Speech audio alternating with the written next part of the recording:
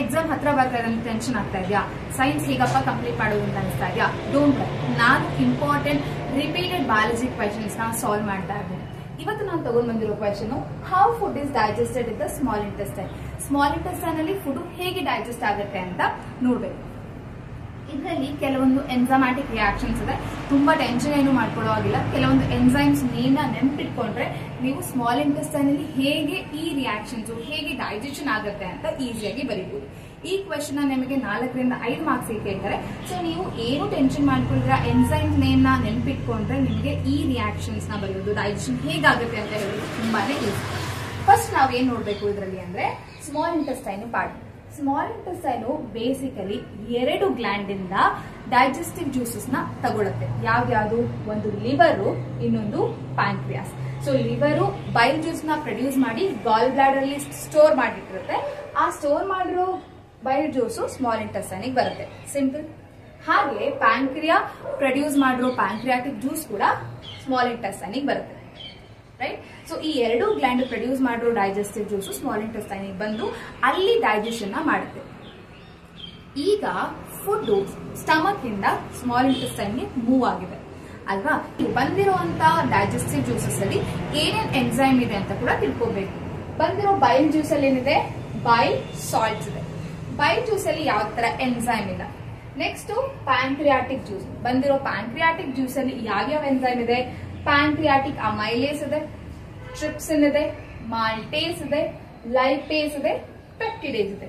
Release ಆಗಿರೋ ಬೈಲ್ juice ಮತ್ತೆ pancreatic juice ಬಂದಿರೋ ಫುಡ್ ಮೇಲೆ ಹೇಗೆ ಆಕ್ಟ್ ಮಾಡಿ ಫುಡ್ ನ ಡೈಜೆಸ್ಟ್ ಮಾಡುತ್ತೆ ಅಂತ ನೋಡೋಣ.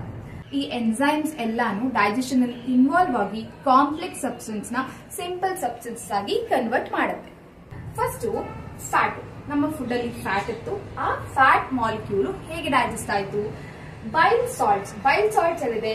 ಬೈಲ್ ಜ್ಯೂಸ್ ಪ್ರೊಡ್ಯೂಸ್ ಆಗಿದ್ದು ಎಲ್ಲಿಂದ? ಲಿವರ್ ಇಂದ. ಲಿವರ್ ಪ್ರೊಡ್ಯೂಸ್ ಮಾಡಿರೋ ಬೈಲ್ ಜ್ಯೂಸ್ ಅಲ್ಲಿ ಏನಿದೆ? ಬೈಲ್ ಸಾಲ್ಟ್ಸ್ ಇದೆ. ಬೈಲ್ ಸಾಲ್ಟ್ಸ್ ಏನಿದೆ ಬೈಲ್ ಜ್ಯೂಸ್ ಅಲ್ಲಿ? ಬೈಲ್ ಸಾಲ್ಟ್ಸ್ ಫ್ಯಾಟ್ ಮೇಲೆ ಆಕ್ಟ್ ಮಾಡಿ ಲಾರ್ಜ್ ಫ್ಯಾಟ್ ಮಾಲಿಕ್ಯೂಲ್ ನ ಸ್ಮಾಲರ್ ಫ್ಯಾಟಿ ಡ್ರಾಪ್ಲೆಟ್ಸ್ ಆಗಿ ಕನ್ವರ್ಟ್ ಮಾಡ್ತೀವಿ. ಈ ಪ್ರೋಸೆಸ್ ನ ನಾವು ಎಮಲ್ಸಿಫಿಕೇಶನ್ ಅಂತಾನು ಕರಿಬಹುದು. ಆಯ್ತಾ? ಸೊ ನೆಕ್ಸ್ಟ್ ಬಂದಿರೋ ಫ್ಯಾಟಿ ಡ್ರಾಪ್ಲೆಟ್ಸ್ ಇನ್ನು ಸಿಂಪಲ್ ಆಗಿಲ್ಲ. ಫ್ಯಾಟಿ ಡ್ರಾಪ್ಲೆಟ್ಸ್ ಕೂಡ ಸಿಂಪಲ್ ಆಗಿರೋ ಫ್ಯಾಟಿ ಆಸಿಡ್ ಮತ್ತೆ ಗ್ಲಿಸರಲ್ ಆಗಿ ಕನ್ವರ್ಟ್ ಮಾಡೋರು ಯಾರು? ಲೈಪೇಸ್. ಈ ಎನ್ಸೈಮ್ ಅಲ್ಲಿ ಇತ್ತು. ಲೈಪೇಸ್ ಅನ್ನೋ ಎನ್ಸೈಮು ಪ್ಯಾಂಕ್ರಿಯಾಟಿಕ್ ಜ್ಯೂಸ್ ಅಲ್ಲಿ ಇತ್ತು. ಓಕೆನಾ? Next starch.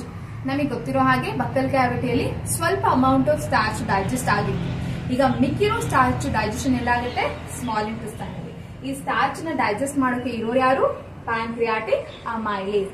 ಈ ಪ್ಯಾಂಕ್ರಿಯಾಟಿಕ್ ಅಮೈಲೇಸ್ ಸ್ಟಾರ್ಚ್ ನ ಬ್ರೇಕ್ ಡೌನ್ ಮಾಡಿ ಮಾಲ್ಟೋಸ್ ಆಗಿ ಕನ್ವರ್ಟ್ ಮಾಡುತ್ತೆ. ಓಕೆನಾ? ಸೊ ಮಾಲ್ಟೋಸ್ ಇನ್ನು ಸಿಂಪಲ್ ಆಗಿಲ್ಲ. ಈ ಮಾಲ್ಟೋಸ್ ನ ಸಿಂಪಲ್ ಆಗಿರೋ ಗ್ಲೂಕೋಸ್ ಬರೋ ಹಾಗೆ ಮಾಡೋರು ಯಾರು? ಮಾಲ್ಟೇಸ್. ಈ ಎನ್ಸೈಮ್ ಎಲ್ಲಿತ್ತು? ಮಾಲ್ಟೇಸ್ ಅನ್ನೋ ಎನ್ಸೈಮು ಪ್ಯಾಂಕ್ರಿಯಾಟಿಕ್ ಜ್ಯೂಸ್ ಅಲ್ಲಿ ಇತ್ತು. ಸೊ ಪ್ಯಾಂಕ್ರಿಯಾಟಿಕ್ ಜ್ಯೂಸ್ ಅಲ್ಲಿರೋ ಮಾಲ್ಟೇಸು ಮಾಲ್ಟೋಸ್ ನ ಗ್ಲೂಕೋಸ್ ಆಗಿ ಕನ್ವರ್ಟ್ ಮಾಡ್ತು.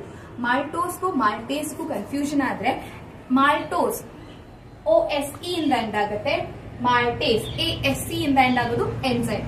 ಸೊ ನೆನ್ಪಿಟ್ಕೊಳ್ಳಿ, ASE ಇಂದ ಎಂಡ್ ಆದ್ರೆ ಅದನ್ನ ಎನ್ಸೈಮ್ಸ್ ಅಂತ ಕರಿತೀವಿ. ಓಕೆನಾ? ಸೊ ಮಾಲ್ಟೋಸು ಮಾಲ್ಟೇಸ್ ಇಂದ ಗ್ಲೂಕೋಸ್ ಆಗಿ ಕನ್ವರ್ಟ್ ಆಯ್ತು. Next protein. ಸ್ಟಮಕ್ ಅಲ್ಲಿ some amount of protein digest ಆಗಿತ್ತು.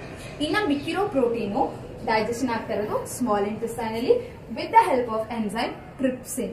ಟ್ರಿಪ್ಸಿನ್ ಅನ್ನೋ ಎನ್ಸೈಮು ಪ್ಯಾಂಕ್ರಿಯಾಟಿಕ್ ಜ್ಯೂಸ್ ಅಲ್ಲಿ ಇತ್ತು. ಈ ಟ್ರಿಪ್ಸಿನ್ ಪ್ರೋಟೀನ್ ನ ಸ್ಮಾಲರ್ ಪೆಪ್ಟೈಡ್ ಆಗಿ ಕನ್ವರ್ಟ್ ಮಾಡ್ತು. Long chain of amino acid ಇತ್ತು, ಅದನ್ನ ಸ್ಮಾಲ್ ಚೈನ್ ಆಗಿ ಸ್ಮಾಲ್ ಪೆಪ್ಟೈಡ್ ಆಗಿ ಕನ್ವರ್ಟ್ ಮಾಡಿದ ಯಾರು? ಟ್ರಿಪ್ಸಿನ್. ಇದನ್ನು ಸಿಂಪಲ್ ಆಗಿಲ್ಲ. ಇವಾಗ ಈ ಸ್ಮಾಲರ್ ಪೆಪ್ಟೈಡ್ಸ್ ನ ಸಿಂಪಲ್ ಆಗಿರೋ ಅಮೈನೋ ಆಸಿಡ್ ಆಗಿ ಕನ್ವರ್ಟ್ ಮಾಡೋರು ಯಾರು? ಪೆಪ್ಟಿಡೇಸ್ ಅನ್ನೋ ಎನ್ಸೈಮ್. ಅದರಲ್ಲಿತ್ತು. ಪೆಪ್ಟಿಡೇಸ್ ಅನ್ನೋ ಎನ್ಸೈಮ್ ಸಹ ಪ್ಯಾಂಕ್ರಿಯಾಟಿಕ್ ಜ್ಯೂಸ್ ಅಲ್ಲೇ ಇತ್ತು. ಸೊ ಹೀಗಾಗಿ ನಮ್ಗೆ ಏನ್ ಅರ್ಥ ಆಗುತ್ತೆ ಅಂದ್ರೆ ಸ್ಮಾಲ್ ಇಂಟೆಸ್ಟೈನ್ ನಲ್ಲಿ ಮೆಜಾರಿಟಿ ಎಲ್ಲಾ ಡೈಜೆಷನ್ ಆಗುತ್ತೆ. ಫ್ಯಾಟ್ ಡೈಜೆಷನ್ ಆಗುತ್ತೆ, ಕಾರ್ಬೋಹೈಡ್ರೇಟ್ ಡೈಜೆಷನ್ ಆಗುತ್ತೆ, ಹಾಗೆ ಪ್ರೋಟೀನ್ ಡೈಜೆಷನ್ ಕೂಡ ಆಗುತ್ತೆ. ಇಲ್ಲೇನೆ ಎಲ್ಲಾ ಕಾಂಪ್ಲೆಕ್ಸ್ ಸಬ್ಸ್ಟೆನ್ಸಸ್ ಸಿಂಪಲ್ ಸಬ್ಸ್ಟೆನ್ಸಸ್ ಆಗಿ ಕನ್ವರ್ಟ್ ಆಗೋದು ಕೂಡ. ಇನ್ನು ಇದೇ ತರದ ಇಂಪಾರ್ಟೆಂಟ್ ಎಕ್ಸಾಮ್ ಓರಿಯೆಂಟೆಡ್ ಕ್ವೆಶನ್ಸ್ಗೆ ನೀವು ನಮ್ಮ ಚಾನೆಲ್ ನ ಸಬ್ಸ್ಕ್ರೈಬ್ ಮಾಡ್ಕೊಳ್ಳಿ, ಸಪೋರ್ಟ್ ಮಾಡ್ತಾರೆ.